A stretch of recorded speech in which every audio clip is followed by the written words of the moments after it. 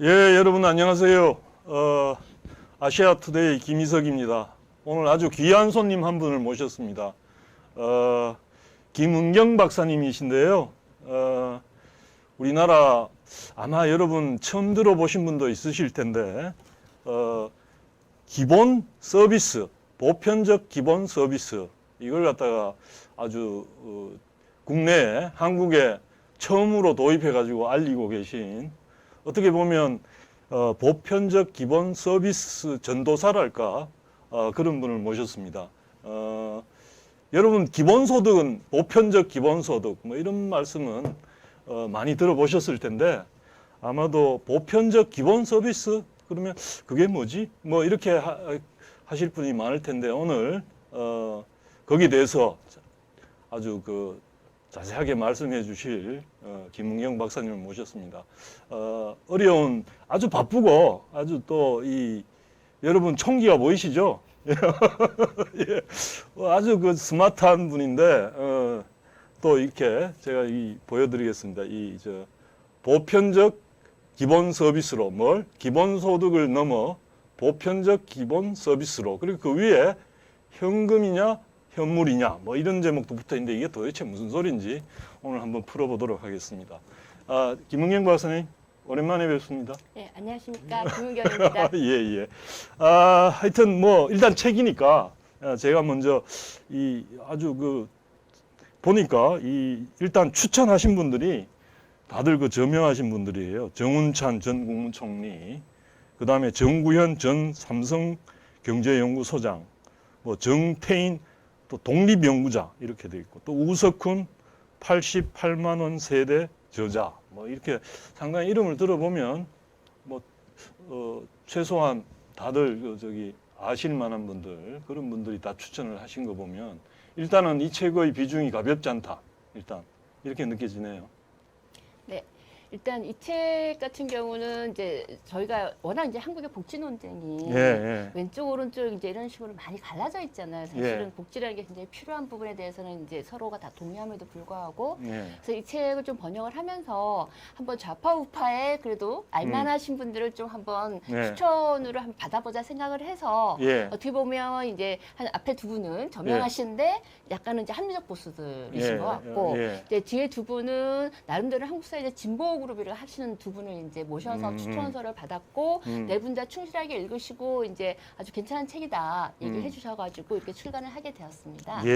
하여튼 그래서 일단은 우리 김은경 박사님도 소개도 드리고 또 저자도 소개 드려야 할 텐데 일단 김 박사님한테 일단 저자 안나 쿠트 그다음에 앤드루 퍼시 이렇게 저자분들이 이거 읽어보니까 직접 또 만나 보셨다고 돼 있더라고요. 네네. 예. 그러니까 작년 2월에 제가 저는 요새 최근에 플랫폼 연구를 좀 많이 하고 그래서 겸사겸사 이제 영국을 가면서 제가 NEF 쪽에 연락을 해서 보편적 기본 서비스라는 논의가 좀 있어서 연락을 여기하고 UCL하고 이 두 군데를 드렸어요. 그래서 UCL에서도 한 분을 만났고 안나쿠투 씨께서는 이제 만나자마자 이 책을 주시더라고요. 최근에 나왔다 원본을. 그래서 최근에 나온 책인데 한번 읽어보라고 주셨고 앤드류 펄스는 그날 같이 오기로 했는데 못 오셨어요. 다른 이분은 진짜 이제 프랙티션이라 해야 되나 이제 현실에서 보편적 기본 서비스 사업을 각 영국 내 지역에서 이제 준비하고 계시다 그러더라고요. 그래서 이제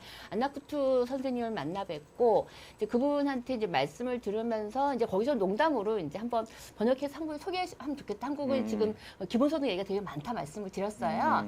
그러고 나서 제가 작년 연말에 이제 좀 소고를 좀 작성을 하고 또 이제 공식적인 이제 절차를 밟아서 이제 출판 계약이라 해서 이 책을 번역을 하게 됐고요. 지금 최근까지도 이제 계속 연락을 이제 하고 있는데 이 두 분 다, 그러니까 안나쿠투 씨는 특히 이제 저희가 찾아보면 아시겠지만 굉장히 진보적 담론들을 영국에 생산하시는 분이고 실제 이제 노동당의 어떤 브레인적 역할을 하시는 것 같습니다. 그렇고 앤드류 펄스는 저는 개인적으로 보지는 않았지만 제가 언뜻 듣기로는 원래 이제 비즈니스계에 있다가 이런 사회운동 쪽으로 좀 투신을 하셨다는 분을 들었고요. 그래서 그리고 저는 이제 우리 김희석 박사님과 마찬가지로 이제 경제학을 하지만 그러니까 경제학이라는 게 이렇게 조금 우리가 효율성이라든지 교과서라든지 여러 가지 얘기를 하지만 경제학이 해결할 수 없는 사회 문제들이 좀 있는 것 같습니다. 그래서 그런 거에 관심을 가지고 좀 제가 이분을 만나 뵙고 이제 이 책을 조금 한번 한번 얘기해 보면 좋겠다 생각을 하게 된 겁니다. 예, 그래서 사실은 우리 그 사회에 지금 대선을 앞두고 기본소득에 대한 이렇게 공약도 내고 그러다 보니까 사실은 관심들이 많은데 그것과 조금 닮아 있는 듯 하면서도 기본이 들어가서 조금 더 다른 느낌을 주는 기본 서비스라는 걸 이렇게 들고 나오셨어요. 그래서 상당히 그 관심을 끌 수밖에 없고, 왜냐하면 이게 이제 재정 문제라든가 혹은 앞으로 이게 여기에도 역자 후기에 아주 자세히 쓰셨습니다만은 이제 이게 앞으로 세대 간 재정을 확충하는데 세대 간 갈등의 문제도 나올 수 있고, 또 흔히 얘기하듯이 재정 중독이란 말도 자꾸 나오고, 그러다가 혹시 우리 사회가 또 이게 또 나쁜 사례, 선례 같은 거 그런 쪽으로 잘 되지 않을까 우려하는 사람들도 있고, 그래서 이게 굉장히 중요한 문제일 수밖에 없는 것 같습니다. 그래서 우리 김은경 박사님이 아무튼 좋은 말하자면 생각할 거리 앞으로 특히나 한국 사회가 이 복지 문제를 너무 진지하지 않게 다루고 있다. 그리고 여기 아주 역자 후기에 아주 신랄하게 쓰셨던데, 뭐라고 쓰셨냐면 저 역자 후기에서 아니 복지 정책이 매표 수단이 되어버렸다 하는 정도로까지 아주 신랄하게 비판을 하시면서 어떤 반성을 촉구하고 있더라고요. 그래서 좀 진지하게 이 문제를 생각해 보자는 그런 취지가 굉장히 돋보였습니다. 그래서 일단 먼저 이제 이게 보편적 이제 기본 서비스 그러면 사람들이 보편적 기본 소득도 좀 잘 모르겠는데, 보편적 기본 소득 그러면 일단은 모든 사람에게 그게 얼마일지 모르지만 하여튼 형편되는 대로 그걸 다 주겠다는 거구나, 이 정도로 사람들이 받아들이는 것 같아요. 그러면 보편적 기본 서비스라는 게 이게 이제 사람들 아직은 생소한데 이걸 좀 소개를 좀 해주시죠. 이게 뭔지. 보편적 기본, 요게 이제 들어가니까 사람들이 많이 이게 기본 시리즈다 하는데, 이제 우리가 고민해야 될 것들은 뭐냐면, 사실은 저희 복지 논쟁 자체가 역사적으로 보면 현금을 줄 것이냐 현물을 줄 것이냐, 내지는 현금과 현물을 어떻게 결합할 것이냐가 핵심적인 논쟁이었거든요. 근데 재정 문제가 같이 걸려있기 때문에 그런 관점이었는데, 여기에 이제 저출산이니 고령화니 4차 사회, 그러니까 여러 가지 상황이 바뀌어가면서 이제 기본소득 논제가 먼저 나온 거 아니겠습니까? 그래서 이 저자가 말씀하시기를 왜 제가 보편적 기본 서비스를 붙였냐 했더니, 보편적 기본 소득에 반대하기 위해서 보편적 기본 서비스라고 붙였다 그러시는 거예요. 그래서 제가 이제 최근에 그분하고 이제 계속 메일을 하면서 한국에서 보편적 기본이라는 말을 좀 떼내고 써야 될 것 같다. 내용은 가더라도, 왜냐면 그게 사실 잘못하면 현재 보편적 기본 소득의 그 맥락에 들어가 버려서 이제 국민들이 오해할 수도 있다. 그래서 좀 그 고민을 나는 하고 있다고 말씀을 드렸는데, 자, 이 논쟁을 이렇다 어떻게 보시면 되냐면, 저자가 이제 서문에서 썼지만 실질적으로 우리가 복지국가 하면 떠오르는 게 어디입니까? 북구 유럽이잖아요. 북구 유럽은 뭘 주로 하냐면, 물론 복지 재정이 굉장히 비중이 높지만 동시에 핵심이 현물 서비스입니다. 사실은 서비스를 중심으로 하면서 이제 현금 수당이 들어가서 어느 나라나 어느 선진국이나 다 현금과 현물이 같이 결합이 되는데, 대체적으로 제가 이제 쭉 한번 그동안 여러 데이터를 보면 현물의 비중이 조금 높은 나라들은 재정적으로 좀 건전성이 좀 있고 오히려 있고, 현금의 비중이 높은 나라들이 재정 건전성이 떨어져요. 그러니까 예를 들어서 유럽 같은 경우를 보면, 제가 공부한 프랑스 같은 경우는 현금이 좀 많아요.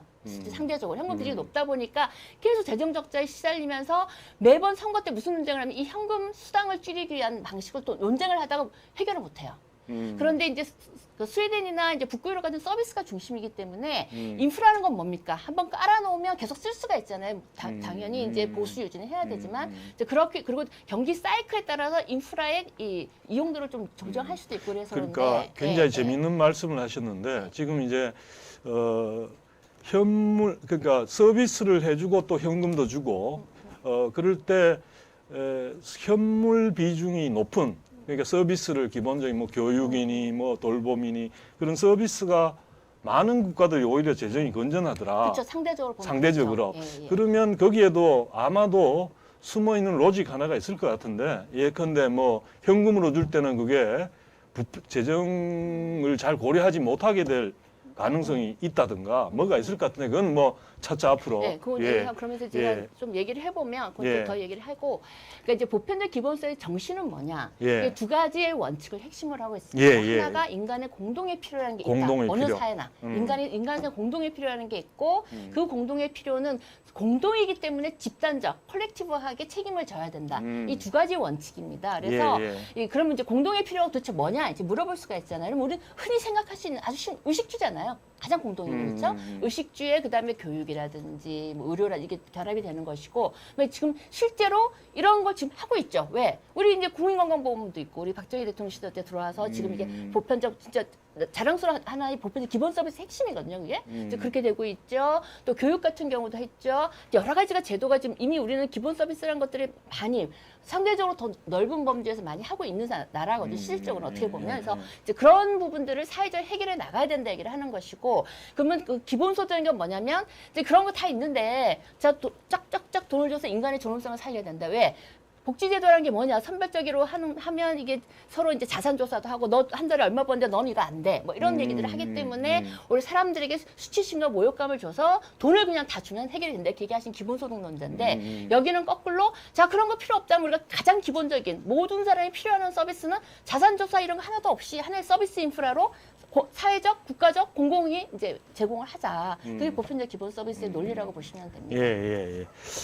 아주 여러분 이해가 되셨는지 모르겠는데 아무튼 이게 이제 인간이 기본적으로 필요한 게 있기 때문에 공동으로 그걸 갖다 또 각자가 아니라 공동으로 이렇게 제공을 하고 그것은 소득과 소득 뭐 자산 이런 거 상관없이 누구나 그 서비스를 받을 수 있게 하겠다. 그 아이디어로 보입니다. 일단은 뭐 지금 이걸 갖다가 뭐 더 깊이 들어가고 인간의 필요가 어디까지냐 이거 굉장히 어렵습니다만은 다만 이제 우리가 이게 사실은 그런 말이 있어요. 그 우리가 여행을 갈 때 좋은 곳으로 여행을 가자. 그러면 대부분 좋지 그러고 다 하는데 산으로 갈지 바다로 갈지 혹은 또 어디로 갈지 어떤 수단을 할지 어느 정도 그 기간으로 갈지 이런 식으로 의논하기 시작하면 이게 또 사람마다 생각이 달라질 수 있는데 아무튼 공동의 부분을 갖다 그렇게 나름대로 그 사회가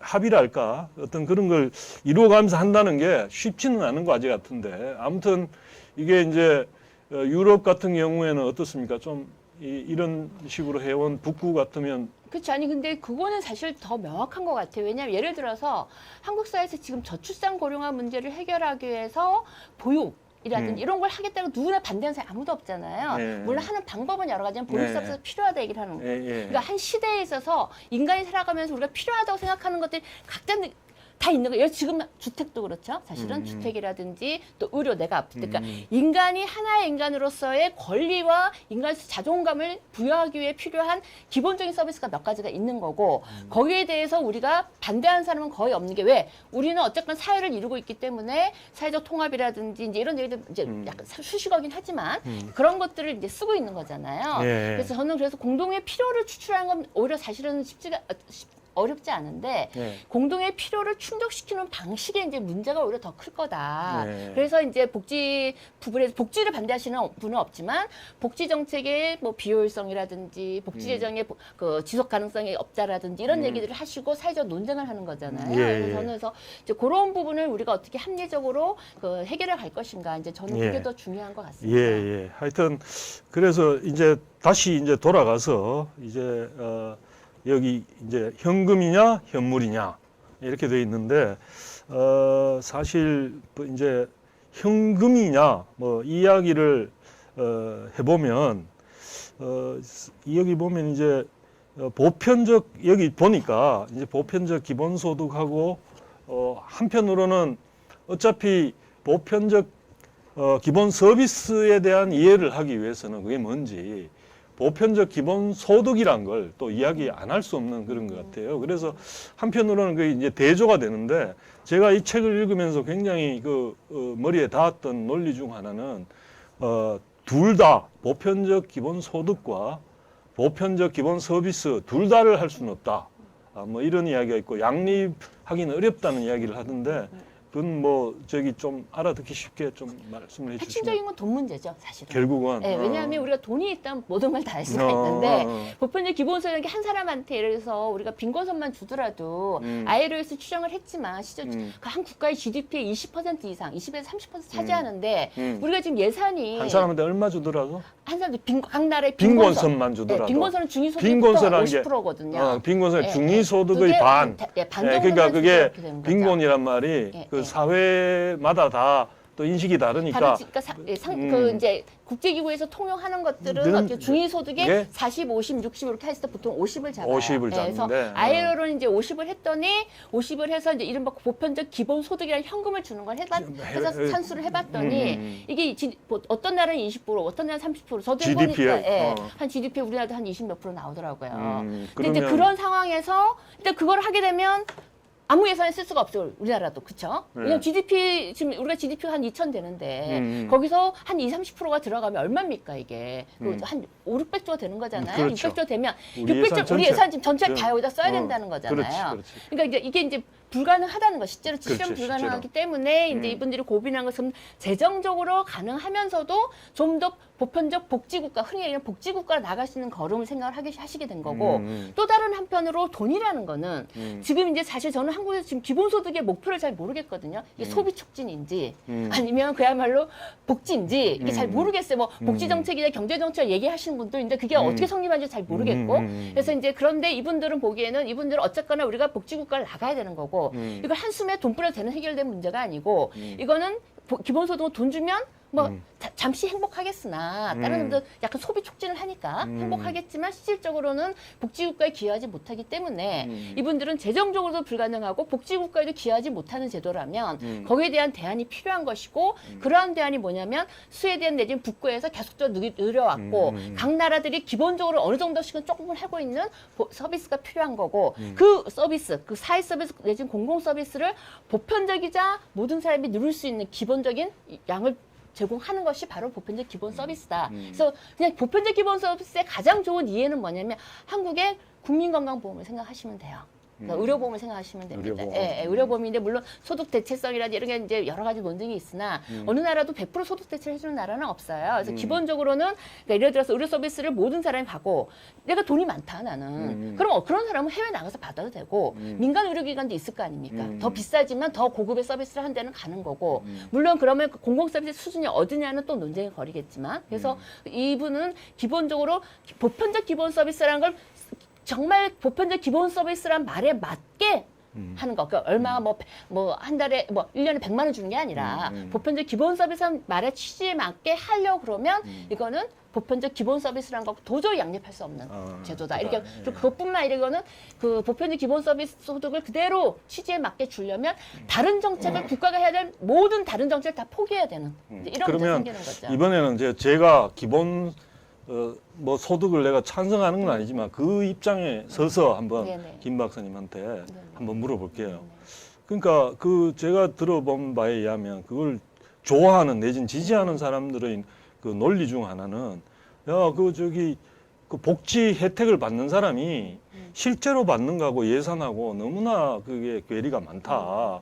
그러니까 처음에 예산은 한 100억이라 하더라도 중간에 행정비용, 그다음에 거기 뭐 또 자격 심사한다고 또 그 등등 해가지고 드는 돈이 너무 많아서 예컨대 뭐 물 한 동이었다 그러면 그 예산이 물 한 동이었다 그러면 중간에 다 한번 세고 남아 실제로 복지 수혜자한테 가는 거는 그건 뭐 절반도 안 되는 것 같다. 뭐 이런 얘기를 해요. 그러면 그래서 오히려 그런 비용들을 다 없애주는 좋은 점이 있는 거 아니냐. 뭐 이렇게 주장하는데 거기에 대한 반론이 있나요? 네, 이 책에도 나와 있지만 이제 그게 바로 이른바 선별적 복지를 위한 자산조사의 문제점이거든요. 그러니까 그게 뭐냐 인간권의 문제다 이거는 이렇게 얘기하시는 분도 있어요. 이제 자산조사하면서 아까 말씀드렸던 여러 가지 추적적인 자료들을 써야 된다.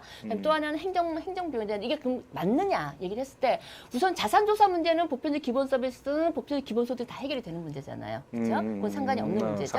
그리고 또 하나 낳는 게 이제 행정비용의 문제인데 그럼 기본소득을 다 주면 행정비용이 주냐 실질적으로. 근데 하나는 하나는 헬리콥터에 돈을 뿌린가 이제 그거는 괜찮죠. 하지만 우리 사회에서는 보편적 기본 서비스론, 보편적 기본소득론자들이 또 한편으로 받아들이시는 건 뭐냐. 그렇다고 해서 우리가 장애인이라든지 또 여러 그러니까 복지 예산들이 필요한 선별적 복지 예산 필요한 부분들은 하시겠다 얘기를 하시는 거거든요. 예, 예. 그 말은 뭐냐면 어차피 행정 비용은 있다는 거예요. 실질적으로는. 그래서 그리고 또 하나는 보편적 기본소득이라는 이 어마어마한 것을 하려면 지금 현재도 무슨 세를 만든다, 무슨 조세를 만든다, 뭐를 건다. 그럼 또 다른 조세 행정 비용이 또 다르게 드는 거죠. 실질적으로는. 그래서 실질적으로는 돈이 예. 들 거다 행정 비용이. 아니 제일 여기 나와 있는 말 그러잖아요. 세금이라는 이 거대한 걸 만지면서 실제로 조그만 보편적 돈을 준다. 보편적 기본소득 현금을 뿌리는 제도가 이게 보편적 기본소득 얘기를 하는 거거든요. 그래서 저는 행정 비용에 대한 얘기들, 그러니까 뭐냐 한편으로는 한국이라든지 전 세계의 복지 행정 체계의 비효율성 문제는 비판받아야 되는 문제지만 그것들이 보편적 기본소득을 해서 해결되는 건 아니라는 거죠. 왜냐하면 우리가 제일 큰 비용이 뭐 사실 조세 비용이에요, 사실은. 국토보유세는 무슨 데냐면 그 논쟁을 해야 되면 과세 표준이 어떻고 뭐 다 해야 되거든요. 그래서 저는 어떻게 가장 바람직하냐면 현재의 세제의 틀 내에서 더 이상 행정적 복잡성을 가중시키지 않으면서도 우리가 복지를 차근차근하게 확대해 나갈 수 있는 형태들, 특히 중장기적 비전화해서 가져가는 게 필요하다 이렇게 생각을 합니다. 예, 예.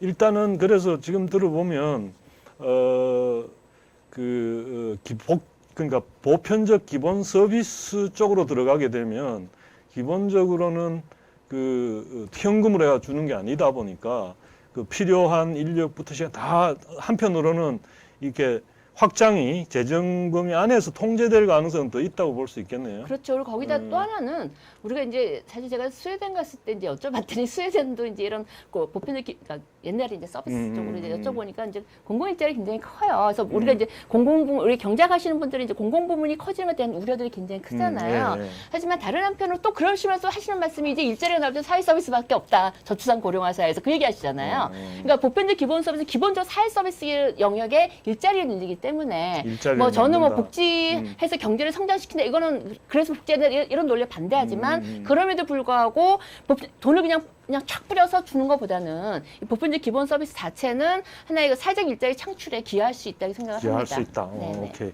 그래서 그 다음에 또 매우 흥미로운 이것도 이제 많은 정책을 할 때 우리가 이제 누구를 도와주겠다고 했던 정책이 오히려 그거를 그 사람들 도우는 게 아니라 더 많이 어렵게 만드는 경우들이 종종 그쵸. 있어요. 많아요. 예, 예. 그러니까 마치 그 차라리 그냥 두는 게 나을. 그런데 여기에 의하면 이 책에 의하면 보편적 기본소득이 자칫 어려운 사람들 더 어렵게 만들 수 있다. 이런 주장도 있던데 그게 얼핏 생각하면 사람들이 과연 그럴까? 예를 들어서 다 주더라도 다 만약에 얼마를 줬다. 그런데 일정 액물 모든 사람이 똑같이 주는 거니까 그리고 그래서 밑에 있는 계층은 얼마를 받고 자기가 이제 세금으로 내는 건 그보다는 작을 수 있고 위에 계층은 자기 퍼센트로 보면 뭐 돈이지만 자기 전체 버는 거에 비하면 얼마 안 되니까 더 내고 그러면 그게 어떻게 더 나빠질 수 있지 이런 생각을 할 수 있거든요. 근데 여기서는 왜 그렇게 주장을 하고 있을까요? 우선은 저희가 생각해야 될 게 뭐냐면 우선 복지 정책은 이 핵심은 어떻게 보면 소득 불평등을 완화하는 거잖아요. 근데 이제 보편적 기본소득은 소득 불평등을 이제 완화시킬 수는 없죠. 기본적으로 다 모든 사람이 똑같이 주니까. 첫째는 그렇고 두 번째는 그건 왜 그러냐면 보편적 기본소득을 주장하시면 돈 줘서 주는 즐거움과 소비만 생각하시는데 이제 아까 말씀드렸듯이 이걸 주기 위해서는 그 재정을 그만큼 확보해야 되는 거고 그 재정을 확보하기 위해서는 다른 걸 줄여야 되면 예를 들어서 현재 지금 그 의료급여라든지 지금 저소득층에 주는 여러 가지 제도도 있지 않습니까? 그걸 다 줄여야 되거든요. 그렇기 때문에 현실적으로는 결국 이런 돈을 다 같이 주기 위해서 가장 어려운 사람들이 가지고 가야 될 본인들의 어떤 그 목들, 국가적 지원, 사회적 지원들이 뺏기는 문제가 생기는 거죠. 그렇기 때문에 이게 당장에 30만 원, 40만 원은 좋을 수 있지만 이제 이거 자체가 어렵고 더더구나 기본소득이라는 게 얼마입니까? 보통 아무리 많이 줘도 아까 빈곤세 준다면 100만 원 준다 생각합시다. 한 달에. 100만 원 주면 우리가 지금 제가 보니까 가계 소비 지출이라는 데이터를 보면 1인 가구도 최소한 180에서 190이 필요합니다. 80, 90을 어떻게 할 거냐는 거죠. 물론 일을 하는 사람은 상관이 없죠. 자기가 노동을 하는 사람들은 조금 더 받는 거니까 상관이 없는데 노동시장에도 못 들어가고 지금 많은 실업자들이 있는데 그래서 자영업자도 마찬가지잖아요. 노동시장에도 못 들어가고 물려받은 자산도 없는 사람들은 이 100만 원을 갖고 해결할 수 없는 게 턱도 없이 많은 거죠. 실질적으로는. 그래서 저는 기본소득 자체의 취지 나는 뭐 좋은 취지, 그러니까 선한 취지라고 생각하지만 이런 것들이 결국은 어려운 사람을 더 어렵게 만들면서 실제로 이제 불평등도나 이걸 왜곡시키는 그 다음에 뭐 합니다. 꼭 뭐 저 우리 국민들이 저 기본소득을 받으면 일을 안 한다 이렇게 말하기는 곤란하지만 예를 들어서 이제 경제학자나 이런 사람들 가운데 그 논리 자체는 맞아요. 그러니까 휴가와 여가와 노동은 대체제니까 내가 저기 현금이 생기면 일하고자 하는 유인이 더 떨어질 수도 있다는 걸 우려하는 분들도 있어요. 어떨까요? 그럼요. 그러니까 근데 문제는 뭐냐면 이 기본소득을 충분히 저는 어떤 생각도 아직 분석을 안 해봤지만 정말로 우리가 노동을 하지 않고 이분들이 주장하시듯이 여유를 즐길 수 있는 만큼의 기본소득을 줄 수 있느냐. 예를 들어서. 그럼 예를 들어서 저희 농담을 가끔 하는데 한 달에 한 300만 주면 뭐 놀아도 되겠지? 이렇게 하는데 100만 원 갖고 못 논다는 거 실질적으로는. 그렇겠지. 그렇기 때문에 지금 기본소득이 도대체 얼마까지 지금 정책 공약으로 나온 건 대선 공약이 한 달에 50만 원 최고 목표래도 50만 원 받기 위해서 50만 원 받자고 놀 수는 없는 거잖아요. 그렇지, 그래서 그렇지. 이제 그런 문제가 또 하나 있고 저는 오히려 분사에서 더 걱정되는 건 뭐냐면 이 기본소득이라는 게 현금 살포가 보편화되면 오히려 전체적으로 임금을 떨어뜨릴 수 있다 생각이 들어요. 밑에 계층. 왜냐하면 이런 거지.